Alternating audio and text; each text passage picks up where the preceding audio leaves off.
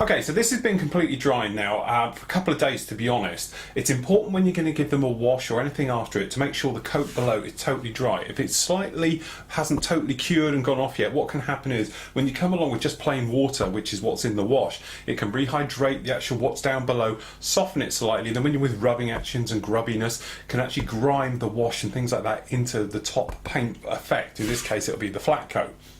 Now we're using a flat coat on this one, which if you're not used to actually using the wash, I would actually, perhaps try it on more of a gloss or a satin finish first, because when you're using it over a flat finish, you need your flat work to be very flat looking but not too rough. So when you feel it, this might sound quite scratchy, it's actually very smooth. It's not like sandpaper, because obviously what happens is the paintwork just grabs hold of the wash, the clay that's in suspension, and then when you try and wipe it off, it can't get to it because it's in the texture of the actual paint. So what we've got here, we've got the black wash on the go, and what we're going to do is just decant it out just for the minute into a little bottle. So give the wash a very good shake, okay, and then what you'll find, you'll decant it out. The reason we say decant it is because we've all got it. You've got decal softeners and things like that that can actually be on the brush, even though the brush is clean and everything. If it's still left in the brush, when you put your brush into here, you can actually make it happen, and the wash doesn't like chemicals at all. It's literally clay, water, and a couple of other little things in there, but there's no nasties. And if you're putting in anything, certain, airbrush cleaners, things like that, into the wash, it has a nightmare dealing with it, and it clumps up and goes all gritty. So what we're going to do, we're using the black purely because it's got very dark surfaces on here. The black areas themselves, we can go around with a slightly different colour just to give the effect it's light, but certainly with the greens and with the griminess and everything else, we want it to sort of stand out, hence we're using the black. So all we do, we grab a bit of the black onto the brush, and we're just going to rub it in everywhere. Now if you notice, it might pull up a little bit and doesn't soak onto the paintwork too good, things like that. All you have to do, either give it a bit of a rub like this, okay, or literally just add a little couple of drops of dishwater soap, washing up liquid, into the wash. Literally one drop in probably something like this, sort of 10 mil, will be enough to suffice to help it carry on. So what we're going to do now is brush this everywhere. Now it's important to go everywhere with it, because if you don't, what happens is you're going to get clean spots, because this is going to get caught in the texture of that flat paint. Okay, so if you do avoid it, then you're going to end up with funny little areas which you've got clean spots. Okay, so just go absolutely everywhere with it. But as I said, if you haven't used the wash before, you might be better off to use it on certainly a satin or a gloss finish, just so you get used to how the wash works and things like that. So I'm going to carry on putting this absolutely everywhere in the model, and then we're going to wait sort of about half an hour for it totally to dry off. Then we can get it all off, or most of it back off. But because we're using it over a flat coat, we're only going to get off probably around about sort of 60%. But that bit we've left on, we want it to stay on there to give us that nice grimy texture to go along with our nice flattened down paint and everything else like that. Okay, so wash has been on now for the last sort of half an hour, and being black and over flat coat, it dries relatively quick. The thing you have to make sure is though is everywhere is completely dry. If you've got any little wet spots, when you wipe them off, it just sucks all the clay out, and then obviously you've got no weathering on there.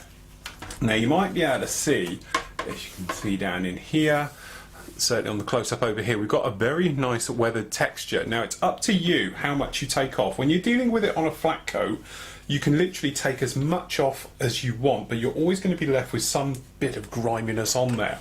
Usual thing, wet or damp cloth, I tend to lick it wet, take off the excess on the back of my hand, and then away we go. Now because this is over a flat coat, you'll find when you rub it, not a lot is going to shift off.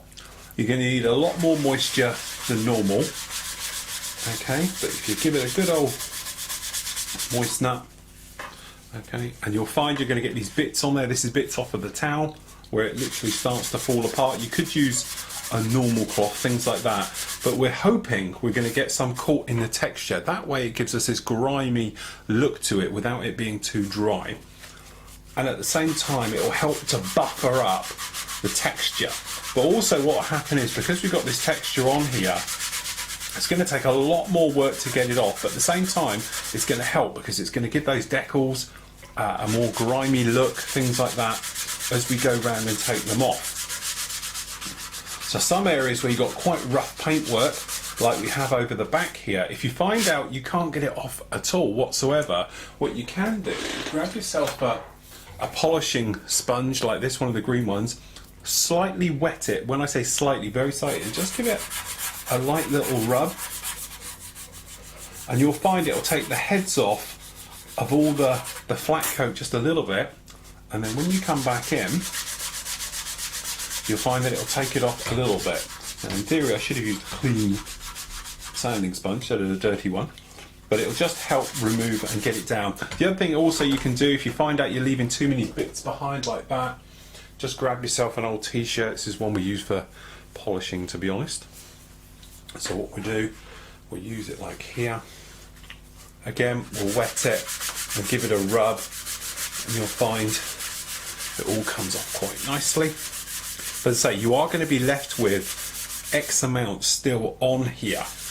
Don't think you're going to be going around getting it all totally off, because it isn't going to happen. Because we put it over the flat, it's doing what it is designed to do, and that is to grip the surface.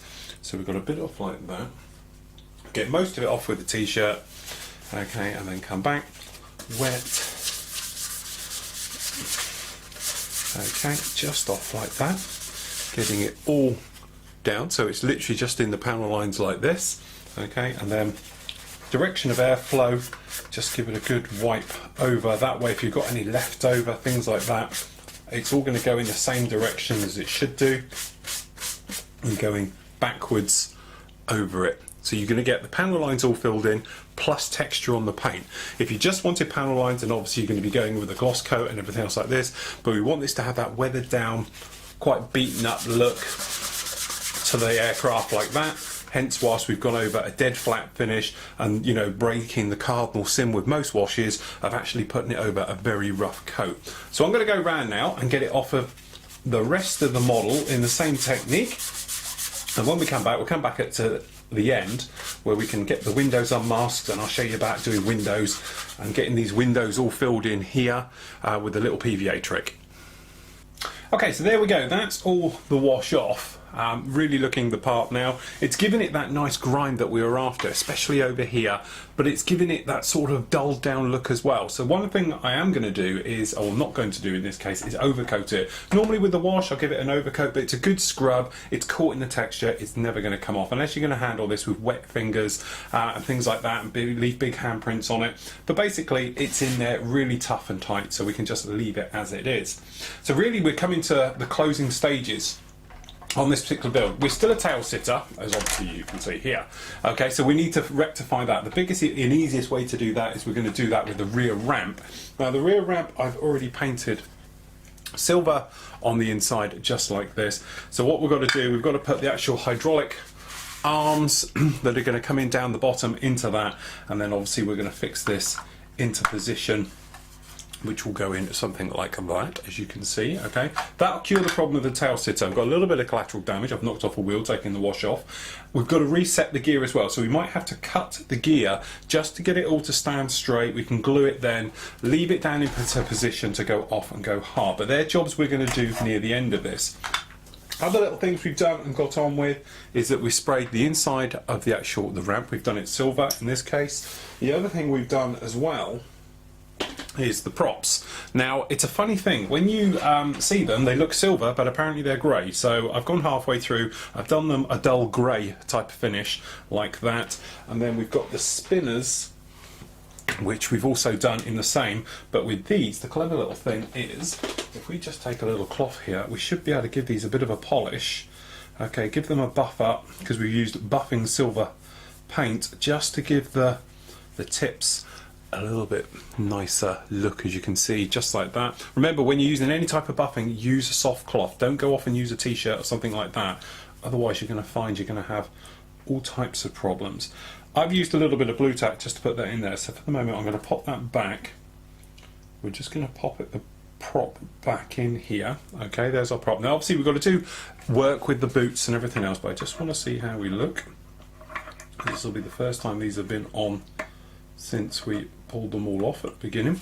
So there we go, there's our props. Again, the prop situation, you only get one new one in the box. Spoken about this before. Recap, for some reason it was only, I think it's the port of the starboard engine which has the different prop, hence whilst in the box you only get one. Don't ask me why. Not too sure about that, but I'm sure there's a good reason for doing it with just the one. It's just that I'm not privy to that information, but that is why in the box, if you're doing the newer versions of this, it only has the one prop blade in there, because a lot of people have emailed me and said, you're building this kit, do you know why it's got the one in there? And I'm like, well, I'm not too sure, but having a look at reference photos and things like that, when you look at references of the real aircraft, it only has one new blade. But that's if you're doing the old one. These as well I've done with buffable paints as well, these props. So what we're going to do is just give them a rub lightly. I'm not trying to get them to look like mirrors, because this buffable paint, if you keep rubbing it, you can actually make some very nice effects. Now obviously we've got to do a few little things. I've got to put the tip colours on and things like that, but it just sort of shows those all in position. Now as promised, these portholes, as you can see all down here, we need to actually get them painted and done. So what I'm going to do is I'm going to show you that now, so then you can go off and do all the other bits we'll do in a moment. Now there's two ways of doing it, two great products on the market. One is Crystal Clear, which is a great product. The only drawback to it is that I find it, if it's big areas, it doesn't like to work too well. It's okay with this, okay, but if you're doing any type of window that's sort of bigger than 3mm, you might want to use something else. And to be honest, the best thing I found is your standard type of hobby craft PVA, your kids one. It tends to be quite thick and quite gloopy, which isn't very good for other things because it's just a cheap PVA, but it's got the binding thing. A couple of other little things. If you're doing square windows, when you do them, don't just have them down like this, lean them up on their side, okay? If it's up on its side, the capillary action will then pull it slightly down and gives you, stops it pooling down the bottom, if you know what I mean. So what we're going to do, we're going to use a bit of Crystal Clear in one half, and then on the other half we're going to use PVA, so we can have a look to see the difference. So the technique with this, really straightforward. Clean cocktail stick, okay? Then all we do is you come along, dunk it in your hole. Now you don't want overly do it, okay? Then all you do like this, okay? You just come along, place it in the hole and gently touch the outsides and withdraw slowly out, and that way you get your window just like that.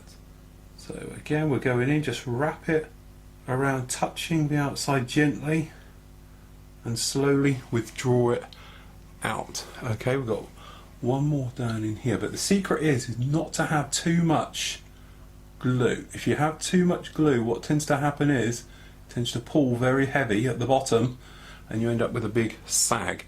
So that's those two. We can just do this one on this side. But the other thing to remember with this, let's say don't have too much.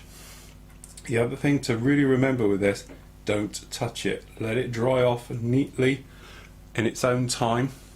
Don't be tempted to give it a poke or anything like that, because as soon as you touch it, it makes a right old mess. This is one of those ones which is a nice clean way of doing it, just like this, but you really don't want to mess around with it too much. Okay, so what I'm going to do, I'm just going to use normal PVA, as we say, on the other side. I'll get the top off, I haven't used it for a while. Okay, another clean one. We'll just show you on one side, just to show you it does work exactly the same. Okay, so again, as I say, just be careful how you touch all of this. But all we do is just going to come in, okay, just lightly touch the sides, bit of a steady hand required, okay, and out just like so. Alright, now as I said, the Crystal Clear dries crystal clear, okay, but, and there is always a but to these things, I have found in testing that it does have a little habit of going cloudy if you put too much on. Now it's a bit of a balancing act, because if you don't put enough in there, when you look back at it, all of a sudden you find that it's, you know, shrunk off a corner, peeled off a corner as it's drying, things like that. So obviously it's a bit of a no-go for things like that. The only thing I do say, like this one, I've put not a lot on there at all for this lead one. Okay, the only thing I would say is if it doesn't look right, don't worry about it too much, because all you can do, come back in, peel it out once it's dry, let it go totally dry, peel it out and have another go at it, because it's one of those things that isn't too much of a problem. But the only thing is, and we all do it, you come along with your model and you grab it and you find out you put your hand with it, before you know you've covered your model in a load of PVA glue, and that is not really what we need at this stage. Okay, so we got one more to go just in here. So we just pick up a bit more PVA. I don't think there's quite enough there. Well, just this one in here. But as I say, it's a real balancing act between too much and it goes cloudy and it never dries clear, and too little, you know, like using, because this stuff's slightly thicker, just like that. And the great thing is, you only use exactly where it is. Okay, so if you're doing a helicopter, something like that, it's got loads of windows, pop along with PVA glue and just do it that way. Okay, and that will save you a lot of time fiddling around with it. So what we're going to do, we're going to put the Transall to one side for a moment, and we're going to work on all the little bits that have still got to go on and things like that. So we're going to sort of bring it together. So we've obviously got the gear doors have all got to go on. I've got to fix that wheel. We're going to get the tailplane in place. At the same time, we've got lots of little antennas and things. Look at your references and go around it, that are going to go all around here. We've got some on the tail, some on the wings, things like that. If you're going to install the jammer pods which fit on the wing ends, you can do that now and things like that, and obviously you can paint up the red on those ones. The other thing we're going to do in a moment, we're just going to unmask the front end, so that should be quite straightforward and very revealing. He says, just trying to find his knife. Put my knife down somewhere, here it is. Okay, so we're just going to have a quick peel and reveal on both these front windows to sort of really bring it to life. Grab the end, pick a corner, very slowly peel it off, just like so. We've obviously got a few bits and pieces to go around this front end. I can already see a major problem that's occurred to me, which there won't be much we can do about it, is that we've got a scrape of plastic you can see from the inside, which isn't what I was hoping for. Okay, so just remove these. So you might need to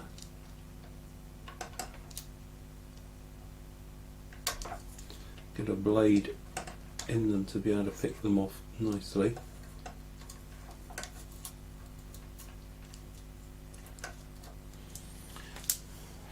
And we have got a tiny bit of dust in there, but the dust problem is something we can deal with. Okay, because we can get the airbrush hopefully up there to take it out. But as you can see, we'll get all those off as well, but I'm worried about touching it in case I put my knuckle in the glue, which is just down here, and everything else. So I'm going to get the paint blades on the end, dead simple. I'll show you how to do that on the catch up in a moment. And we're going to get the gear doors all installed, which is pretty straightforward. You'll just see how those go on. And we'll get the antennas all sorted out for it. Okay, so there's our prop. Done just like that, pretty straightforward. Because it's on the metallizer paint, it's a bit of a problem. And also, thing is, reference photos. Some of them show them with red around the edges, some of them show them with yellow. We've gone with the yellow option as our reference photo of our aircraft's got. So we've got here 1mm jammy dog tape, just on the edges like this, and then obviously we've got some nice 18mm Tamiya tape to protect it. Same thing again, when you're using this stuff, because it's over metal finish paints as well, it will mark it. So pop it on the back of your hand and do a couple of passes over it, and you'll notice each time you pull it, you'll feel less the resistance. Just do it until it's almost got no stick whatsoever. That's the oils and dead skin cells and all the nasties on the back here, but it will protect your metal work. What we got over here, we've got just a very small amount, but touch more in there, just using the colour cup area like that. Okay, we've got some flat yellow. Pressure up. Okay, and we're just spraying this at around about 20 psi. And all we're going to do now is just pop it on the outside. This is unthinned purely so it doesn't bleed through. It's nice and dry when it goes on. We're just doing the top bits like so. And then we'll do the back halves just the same.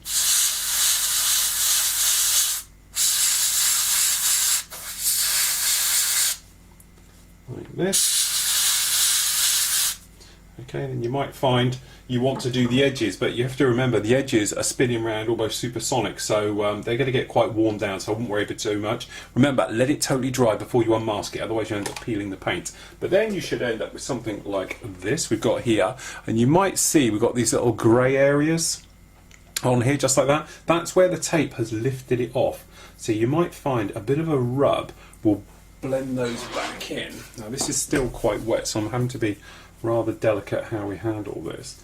But if we do this one down here, one up here, just gently, you should find the silver parts stay. If you find out you've got quite a missing area, then what you could do obviously is just mask off the tips. Sorry, just mask off the tips again. Once you've masked them off like that, and then just give them a rebuff up and things like that. But there we go, that's those done. They're ready to go onto the model. So now we'll get on with the other bits.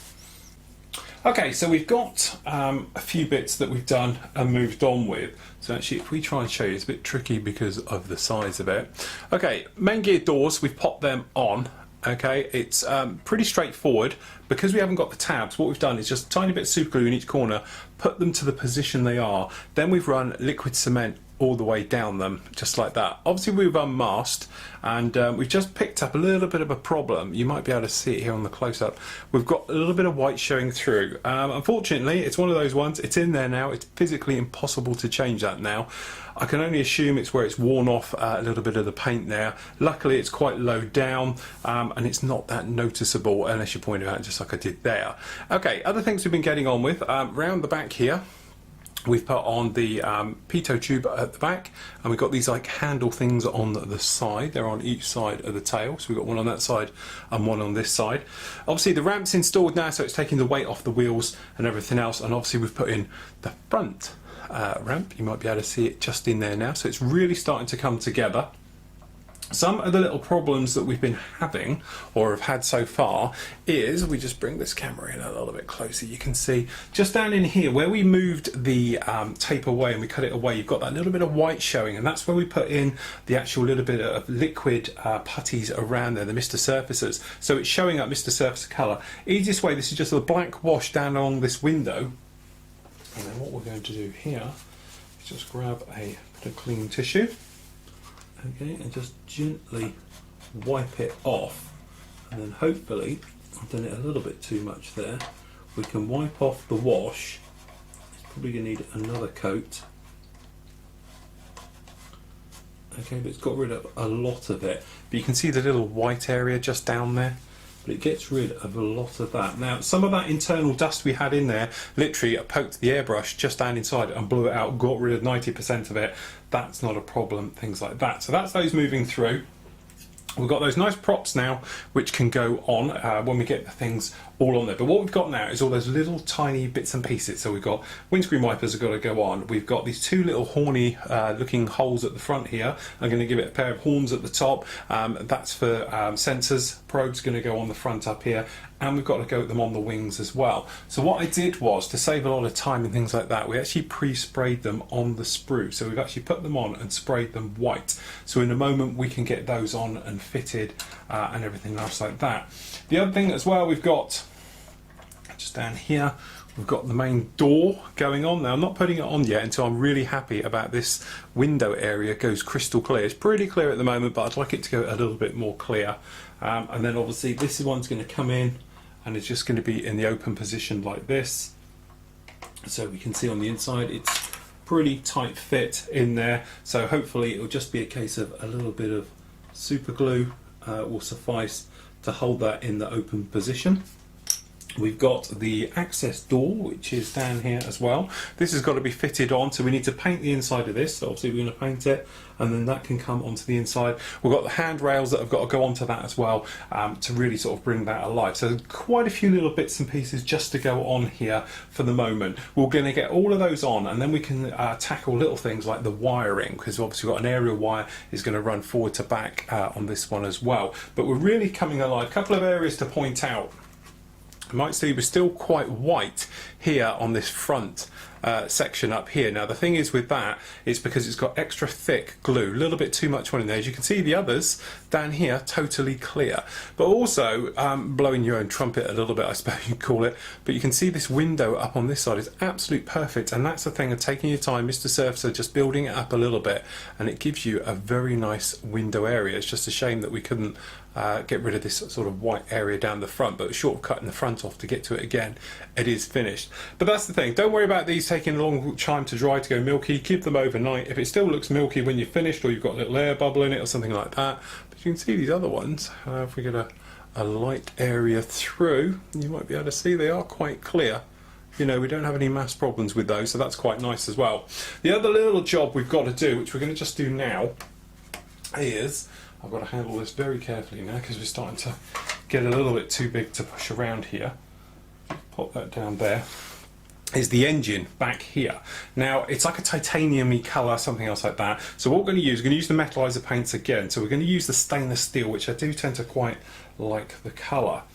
Now this stuff, just be careful when you're hand painting it and brushing it, because it doesn't particularly like it and it flicks. So you just be careful and sort of run it in the area you want to, but don't brush it, because if you brush it, it will flick everywhere, and when it flicks everywhere, before you know, you've got a right mess on your hands. Same thing with when you're doing normal painting, let it sort of float around. We're going to give it 2 coats and then literally lightly buff it once it's on, just all on like that. But you can see it already whilst it's wet, it looks the business just down there like that. Quite happy with it, but when you buff it, you get that nice metal. And if you want to, you could give it a small little bit of heat bloom, something like that. But that's those done. But as you can see, it's really starting to come together now. Okay, so we're really coming alive with this one now. Really finishing touches going on. One of the big things is aerials. Now, normally I would talk you through using something called Easy Line. Now, Easy Line is basically an elastic thread. Great thing about it is you get no sagging in there, but unfortunately, being very honest here, I've lost mine. I don't know where it is, and we're to this stage, so by the time I sort of order it in and everything else, so we're going a little bit of old school here. So we're getting thread. Now I've got here, obviously it's going to be quite hard to see on camera, just some normal, but it's called unbreakable thread. It's very, very tough, this stuff. But the thing is with all types of cottons and threads is you get fibres coming off of it as it goes down, and obviously how to attach them is the bigger problem. For attachments, I tend to use good old-fashioned super glue, a new super glue. Don't use the thick gels, because what happens is the thick gels don't tend to grab the ends very good. A couple of things you are going to need, he says, just looking for his. One is a very sharp pair of scissors, because you want a nice clean cut to the end of them. Now we know it's going to go on from here down to the little aerial point we put down here, so you've got the 2 parts going in like this. But on an aircraft this size, it's quite tricky to actually see it all going on. So I'm going to try and do it as best as I can so you can see it on the close-up as well. So if we just bring you in just a little bit. Okay, so we're going to run it from down to this guy here to midway up here. Now midway up here, there is no point for the actual aerial to go in. So I'm just going to check my references. He says, I'll put them down here. So we've got our reference photos we had before, so by having a quick look at it we can see where the aerial actually goes, and we know there's a seam line that runs down between the both back here, and it's going to go right in there. Now as we said, cut a piece way bigger than you actually need with very sharp scissors, he says. First cut, didn't even cut it. Okay, alright. And what you're going to do, you're going to pick an end which is the more troublesome, okay? We'll get that one out of the way. So from our point of view, it's going to be this little guy just down here, because it's on a little stalk. So you want to take your relatively new super glue, okay? And for the point of this one, just for the moment, we're just going to put a tiny bit on the end. Shouldn't really do this over your models, but so you guys can see it. Over the end, just like that, okay? and let it dry. Now it won't take long because it's quite thin, so it's going to dry relatively rapidly. What that does is give you a hard point for this to go on. Now if you've got an option where you can actually put a little hole, something else through that, perhaps you're doing rigging, something like those types of things, what you can actually do is tie a knot in it, poke a hole and then thread it up from the bottom so the knot is on the bottom. That way you can pull it quite hard and you're not going to snap it off. Because we're dealing with super glue onto painted areas, things like that, we know it could be quite troublesome. So what we're going to do, we are literally just going to come along and we're going to put a tiny bit of super glue just on the end down here. And when we say small, we really mean it, because we can top it up as is needed. And then what we're going to do, we're just going to come along with our thread and we're going to put it on the top. Now if you're clever, you've got your kicker to hand, you can just pop it onto the model, bit of a spray with a kicker,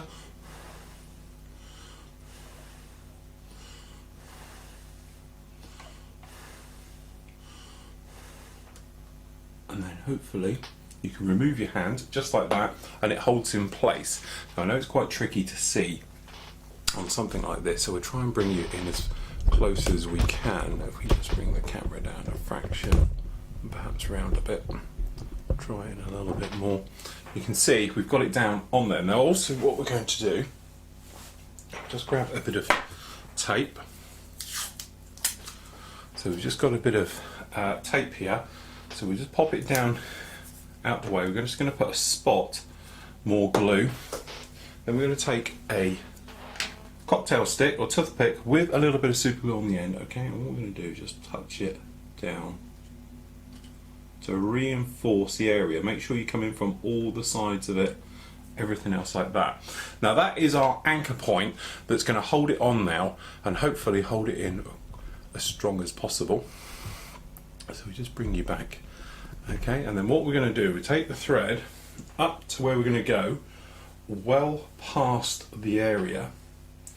Okay, now obviously we have to be a little bit delicate, and then what we're going to do from the other end, okay, so what we do, we just move the camera around, okay, just bring you in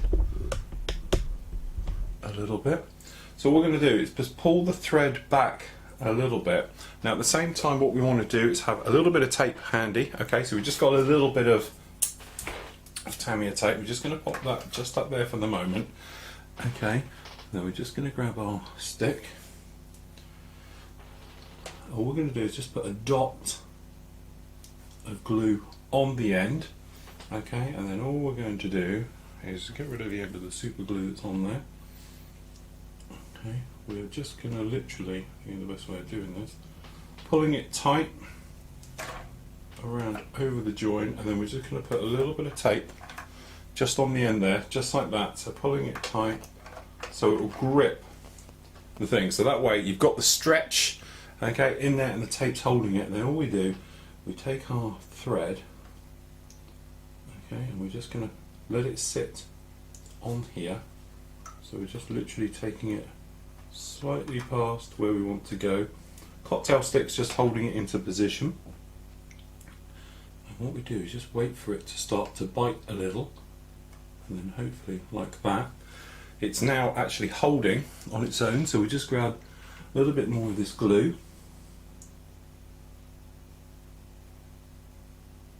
okay, we're just going to pop it there, and we're going to let this totally go off, and then what we're going to do is come in with a very sharp knife and just cut it just down there, and then that way, let me just bring you out a bit, we have our aerial running down forward to back, and it's got no slack in it. The only trouble with using elasticated ones and things like that is when you do it over time, especially if it's in sunlight, that could sag, you know, because obviously the elasticity, I can't ever say that word, the stretchiness, okay, will give and they sag down. Now I've had them before where I used to use jewellery making, it's called elastic thread in black, used to work great. Two small things with it. One, the gauge always seemed to be a little bit heavy, but Easy Line is a lot thinner, okay, so you can get that in, and it does work very well because it's naturally got a little bit of stretch to it where thread hasn't. The only good thing with thread, when this is on, as long as you don't keep pushing, bending down in the middle when you're picking it up, it will stay absolutely fine.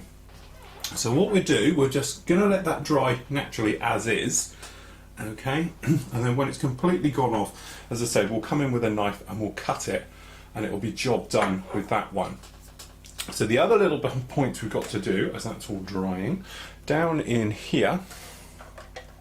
Okay, so we just have to be cameraman for the moment. The other thing we've got to do is literally just pop in down here. Okay, and we've got to take care of the doors that are all down, going to go in here. So we've already got one set of doors.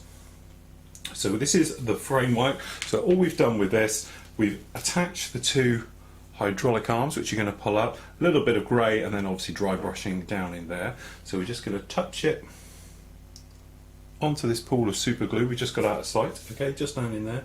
Okay, and then all we're going to do is just thread it up. Okay, and then obviously, hopefully the super glue does all the work. And that sits in there just like that, and then obviously we can come back, put a drop of glue in there, and away we go.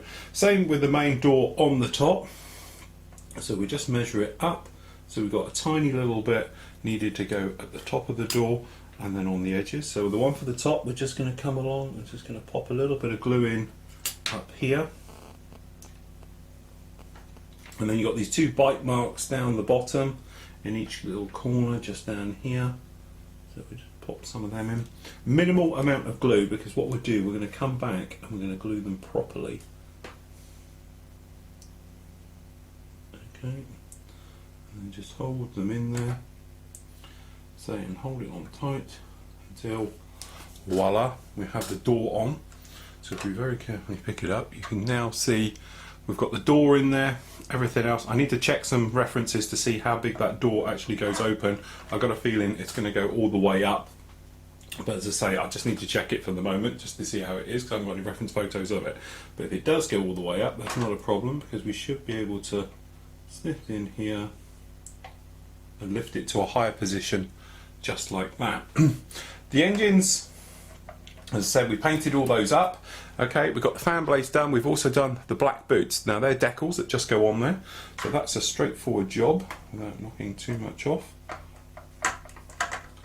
Okay, put your props in, one, and then on the other side, two. And just like that, that's those done. The other thing we need to do is navigation lights. So we're going to do little bits of red and obviously the green for port and starboard on the navigation lights to get them done. So what I'm going to do, I'm just going to put on the final few things around, do this lightings, let that area at the back dry off, and we're all ready for the final reveal. Okay, so there we go, all completely finished off. A couple of last things we did, literally say clear, green and red.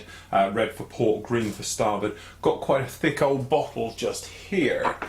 These bottles I've had now for probably best part of 10 years. It's gone really, really thick, like glue, thick, heavy glue instead of acrylic paint. When you pop them on, you pull it off, you get a nice blob effect on there. So doing things like the tail up here and the wing pylons, everything else.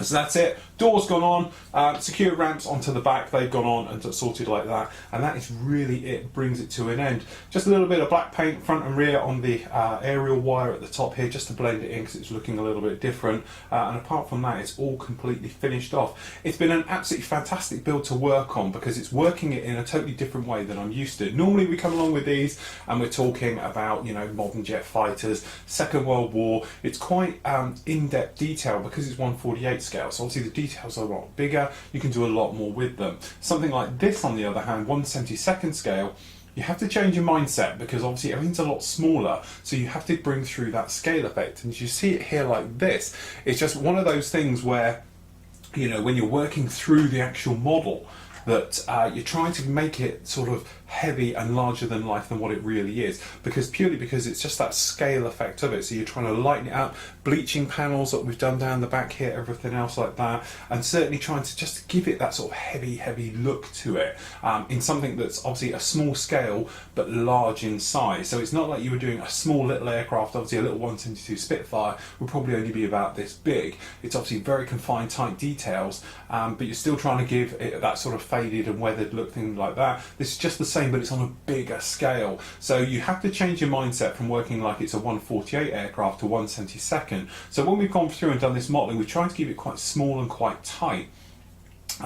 Certainly at the front here, when we come through for this area at the front, and just trying to go through, just get it up to the camera, we're just trying to make those details all very nice and close together and everything else like that. So when you look at it, it looks in scale, and that's the main thing with doing bigger aircraft, is just trying to give them that sort of in scale look. So when you get your camera for photographing it or just generally looking at it, you get nice and low to it and have a look at it, and it all looks to be the real business. It's been a bit of a handful in certain areas because obviously we had that interior box section which didn't quite fit quite right, and to be honest, I got that little bit of grey plastic showing on the front, which if we get it up to the camera here, you can see down at the bottom there through the windscreen. Now originally I sort of beat myself up quite heavily about that because I was thinking, you know, oh, what a nightmare. It's proven to be quite a, you know, an area where we're frustrated because that panel should be sitting back and everything else. Now I've been working with it a bit longer, you don't tend to notice it, and you could say it's worn through, bleaching, something like that,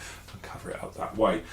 Apart from that, really straightforward. The kit itself goes together very well. The wing section is quite complicated, having a centre box section, then the outer wings, getting them all to balance up. Somewhat of a handful, you know, just check your geometry, keep an eye on it as it's drying, things like that. But apart from that, it went together quite well. Again, what this kit lends itself to is scratch building. You obviously could open up these engines and have a lovely scratch building. Certainly the inside, you could do a lot more with it. You could scratch build some perhaps pallets in there, things like that, just to liven it up, and so forth and so on. You could also open up these gear pods, these sponsons are on the side here, great for detailing and going through it all like that. But generally, if you wanted to do an overall transport aircraft, you know, obviously this is in the Hercules family, the C-130, the 4-engine, bigger version of it, but certainly if you wanted to do a 1/72nd scale aircraft, perhaps you're not, you know, au fait with them and everything else like that, this is a good size to work on because it's not as giant as perhaps the Herc is, or the Grizzly, the new A400, things like that. So it's quite a compact little aircraft, but it has got a big presence and will look great on anybody's display stand. It's been a great build. I've really thoroughly enjoyed it. I hope you've enjoyed it, and if you have, join me again next time.